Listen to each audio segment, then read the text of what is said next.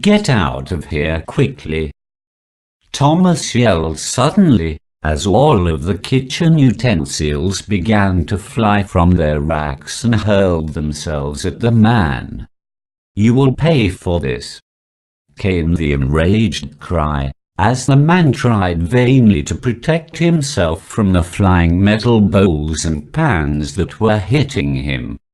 His hands flew up to cover his head as a large mixing bowl made contact with his arm, making a dull thumping sound. The three children ran for the door and headed for the fields behind the house. Sarah and James followed behind Thomas, instinctively trusting that he was helping them. They ran until they reached a large well at the edge of the woods. The children realized that they could no longer move their legs.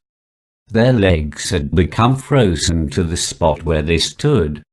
Sarah looked over her shoulder and saw the man leisurely strolling up to the well, laughing at the shocked look on their faces. "I am so glad that you decided to stay," he said mockingly. "My people will be very glad to get their hands on you. Oh, how they will reward me."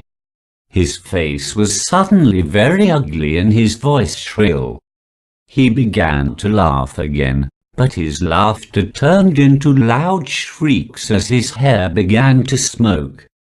He slapped ineffectively at his hair, and Sarah noticed that his clothing was smoking also.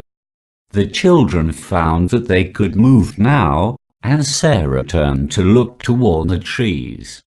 She then saw the tall woman that had met them on the path earlier.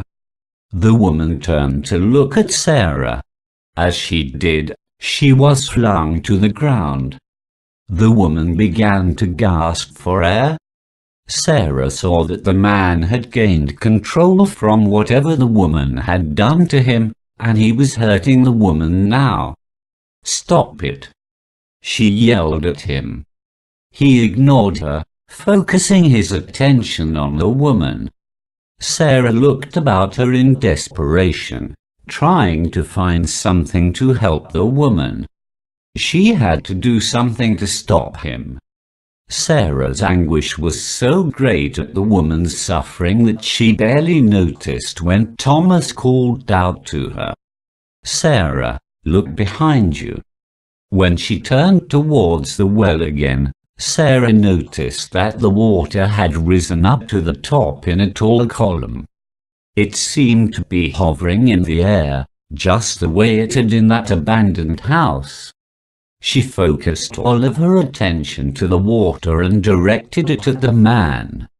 Instantly, the water sped toward him in a rush.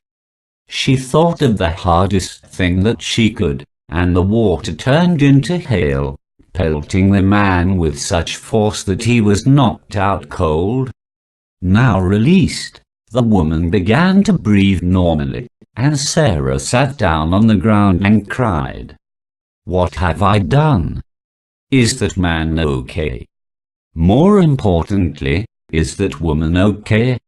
Wait, should I really be worried about the man being knocked out or the fact that he could wake up any minute now and try to hurt us? This is all so confusing.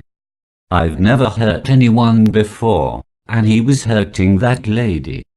I had to do something." All these thoughts were speeding through her head in a jumble, which made her cry harder.